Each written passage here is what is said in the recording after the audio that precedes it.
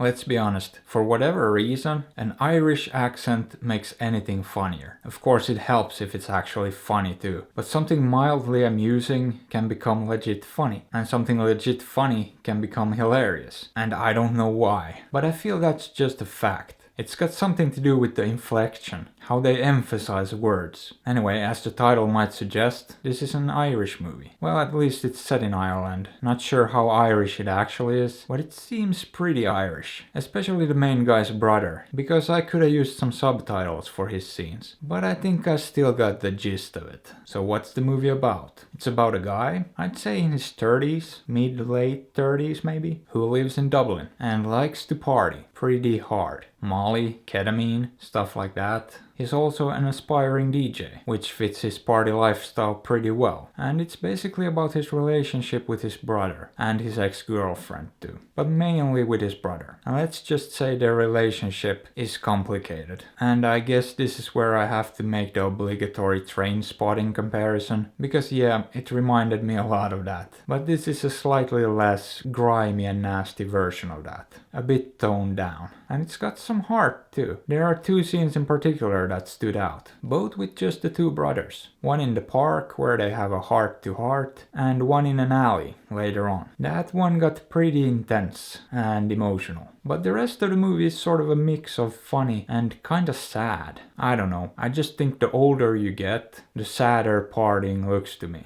You could probably make a simple graph for it. But in your 20s, partying is still kinda fine. In your 30s though, it starts getting more and more questionable. And in your 40s, it's starting to get really questionable. But then again, that's just me. You can do whatever you want, I guess. But to me, the older you get, the sadder it looks when you get wasted. And yeah, I don't know how old these people were supposed to be, but it was starting to look pretty sad to me. And I feel like that ate away at the comedy too. But that might have been the point. A scene that would have been hilarious with kids in their 20s just looked kinda depressing. And the main guy here is starting to realize that too. You can't keep partying all your life without consequences. And not just physical consequences, but it's gonna start hurting your relationships too. And this is not the deepest, most profound movie around, but it does touch on some of those subjects. And the acting was really good. The two brothers especially really sold it. You buy every second of it. It's great. As is the girlfriend. She was great too.